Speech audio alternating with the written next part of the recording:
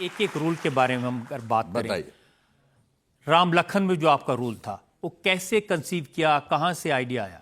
तो मैं और सतीश कौशिक मेरे बड़े अच्छे दोस्त, मेरे प्यारे दोस्त, हम लोग जब सेट पे पहुंचे तो सुभाष घई साहब जो हमारे डायरेक्टर थे, राइटर थे, उन्होंने वो उसी समय सीन लिखते थे। उनको एक आइडिया होता था पूरी फिल्म का, तो फिर वो हमको दे दिया उन्होंने। फिल्म अपना उसकी चांदीवली स्टूडियो में उसकी शूटिंग थी, वो अंडे वाला सीन कि सेठ जी मुझे बड़ा याद आता है कि वो अंडा जो है अनिल कपूर मेरे नीचे रख देता है अपनी सीट पर जिस पे मैं बैठने वाला होता हूँ, और तो वो सतीश ने इम्प्रोवाइज़ किया था कि मैं बोलूँगा सेठ जी और तू बोल देना, बैठ जाना और फिर बोल देना ससुरी के सेठ जी की जगह अंडा अंडा नहीं बोल सकता था क्या? मगर उसमें पूरे क्लाइमैक्स में बड़ा इंटरेस्टिंग एक किस्सा था। तो पूरी फिल्म में काशीराम जो थे, सतीश कौशिक जो थे, मेरे असिस्टेंट थे, तो मैं ऐसे बोलता था तो वो बड़े खुश होते थे। क्लाइमैक्स में सुभाष घई साहब ने सतीश कौशिक को मुझसे ज़्यादा डायलॉग दे दिए। ये दे दिए डायलॉग कि सुनो जी, 5 बातें मैं आपको बताना चाहता हूँ। वो सर जॉन को बोलते हैं, रजा मुराद साहब को, सतीश कौशिक। तो मेरा अंदर से थोड़ा हर्ट हुआ। मैंने कहा यार पूरी पिक्चर में मेरा इससे बड़ा रोल था और क्लाइमैक्स में इन्होंने इसको दे दिया ये। पर मैं ठीक है।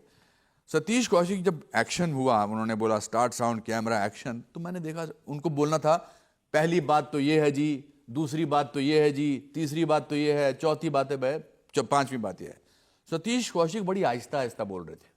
पहली बात तो ये है जी, दूसरी बात तो, मैंने कहा काशीराम आगे की बातें मैं बोलूंगा, तीसरी बात ये है, चौथी बात ये है, 5वीं बात ये है।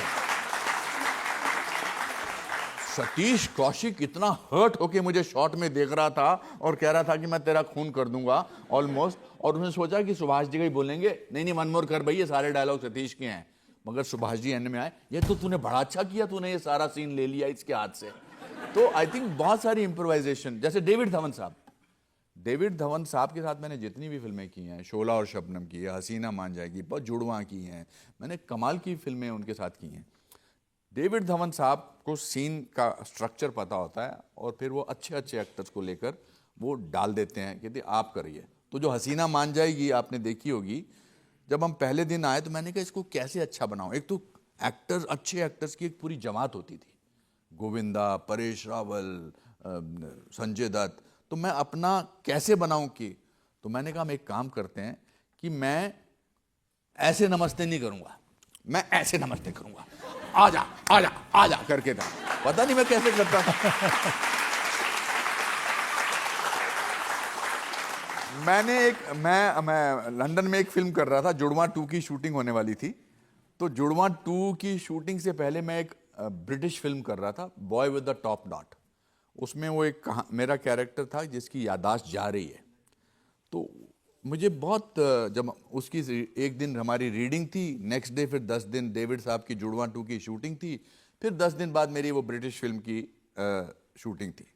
तो रीडिंग जब हम कर रहे थे वो ब्रिटिश फिल्म की, boy with the top not की, तो जब रीडिंग ख़त्म हो गई तो मैंने, वो डायरेक्टर थी, उनसे मैंने पूछा, यंग डायरेक्टर थी स्टेफी, मैंने कहा स्टेफी अगर आपको ये कैरेक्टर किसी एक ऐसी विजुअल में बताना तो आप कैसे बताएंगी? तो उन्होंने कहा मिस्टर खेर, जैसे एक सूखा हुआ पत्ता होता है जो ऊपर पेड़ से गिर जाता है सूखा, उसको ये डर होता है कि कोई पाँव अगर उस पर पड़ गया तो वो कैसे करच करच करके उसकी आवाज़ आएगी। मैं दंग रह गया कि वाह कितना अच्छा डिस्क्राइब किया है इसने कि ये कैरेक्टर मुझे ऐसे करना है। विजुअली इट्स फैंटास्टिक ना, एक पत्ता गिरा हुआ है उसको ये डर है। फिर मैं बाहर आया इसी ट्रांस में और मैंने डेविड धवन को फ़ोन लगाया उसी ट्रांस में। मैंने कहा डेविड कल क्या सीन है? अरे सीन क्या होता है, जो तू बोल देगा सीन है, उसमें क्या होता है, डायलॉग जो बोल देना बोल देंगे, कोई सीन नहीं होता। तो that is the confidence of the director in his actors.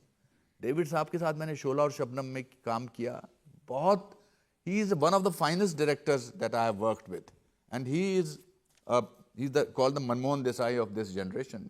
44 successful फिल्में बना चुके हैं, मेरे बड़े अच्छे दोस्त हैं डेविड धवन के साथ। शोला और शबनम में आप श्रीदेवी के दीवाने थे। हाँ, काफी उम्र के होते हुए भी। जी, काफी उम्र का क्या मतलब फिल्म में। Sridevi was one of the finest actresses in the world. In the world. मैंने बहुत बड़ी बड़ी एक्ट्रेसेस के साथ काम किया है, बाहर की एक्ट्रेसेस के साथ काम किया, लेकिन Sridevi was effortless.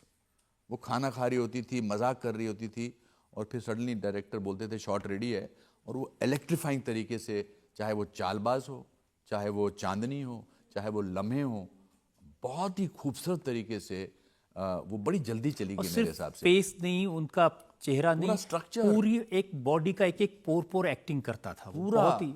she was a complete actress. She was one of the most amazingly international actresses from India.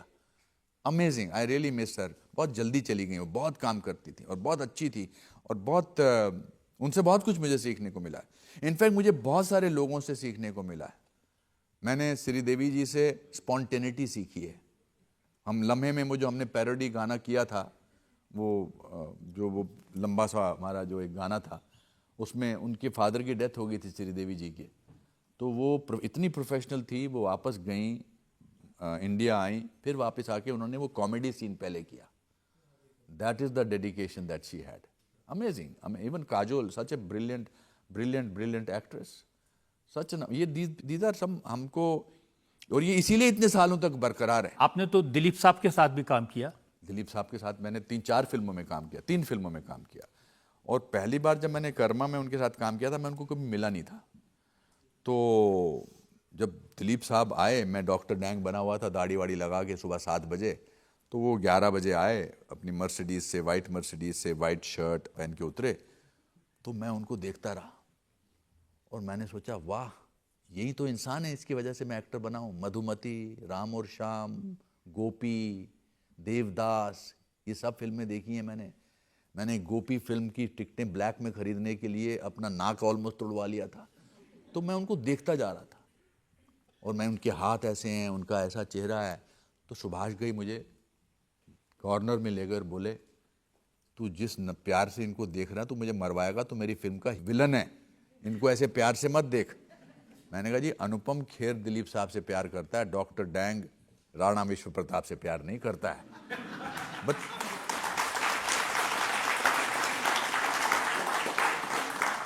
और वो जो थप्पड़ का सीन है, वो तो ऐतिहासिक है।